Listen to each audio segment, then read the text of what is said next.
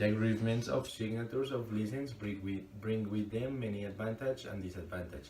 Among the advantages, we can find the optimization of costs since Pallaisse incurs neither production or marketing expenses, if not that they do partner companies. Another advantage is that their recipe and this production mode are protected by patents. Another advantage is that under this method they have managed to venture into many countries and receive income thanks to the license fee and cost per kilogram premix without making major investment. And as for the disadvantage, we find that the partner companies that are associated with this company have to meet requirements such as having handicraft products, industrial capacity, and being retailers. That is, having a complex network. And not many bakeries or companies meet these requirements. And another disadvantage is that their productions are not sold under points of sale with their name, if not under the name of other companies. Well, referring to the question, when entering to different market, is it an advantage or disadvantage to use a single entry strategy?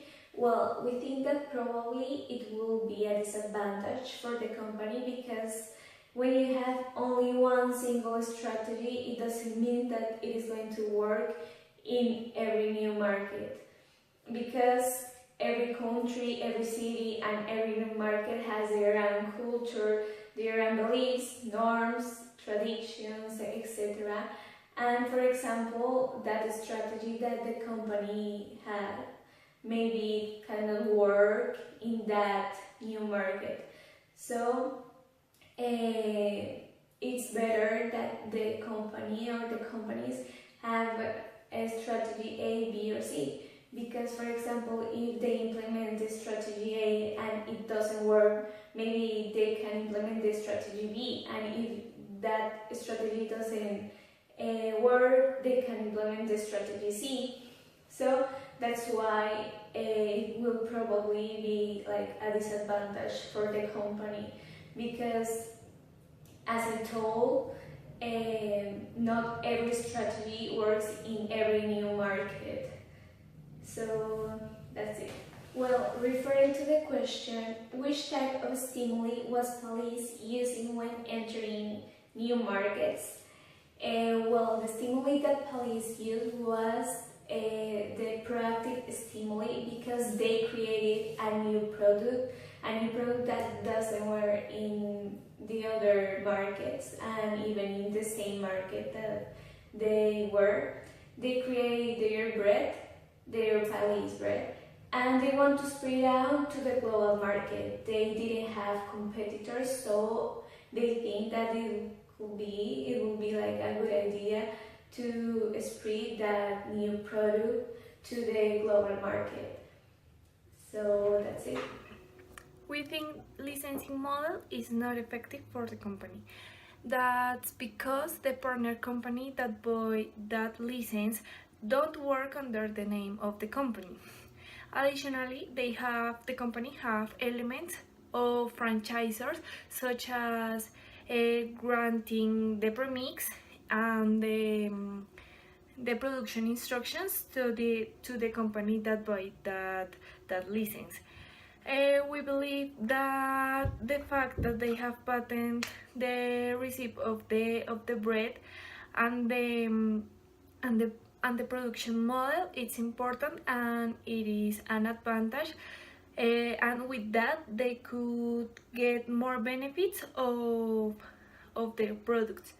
If we talk about the model of company-owned stores, we think that the Pallaisse company would need a big investment in that store, so we don't choose it. Finally, that's why we consider that the best model of internationalization is through franchise. That's because they sell the products under the name of the company. Also works with partner companies that meet the certain requirements, and and use the original premix. In addition to this, the company would not incur in large investments. So that's we think. We recommend Pallaisse to enter to the Colombian market by selecting their segment as the luxury segment, those who have a very high purchasing power, because the higher the quality, the higher the price, and Pallaisse products have a very high quality and also are patented, and also are going to be exported from their country of origin, so that is going to increase their price a lot. And here in Colombia we currently have a war of bakery products to have the lower price. For example, Tostado and De Uno have bakery products at very low price. That's why I think Pallaisse would have to stay to attach to the differentiation and to the exclusiveness. Here in Colombia, I think the best way to enter for them is to have alliances with luxury hotels so that the people begin to recognize their products while they have fun, while they go to travel here in Colombia. Or for example, people that have meetings in Barranquilla or meetings in Cartagena, they are able to recognize, and then with the pass of the time, they can create their own spots, like in exclusive spots.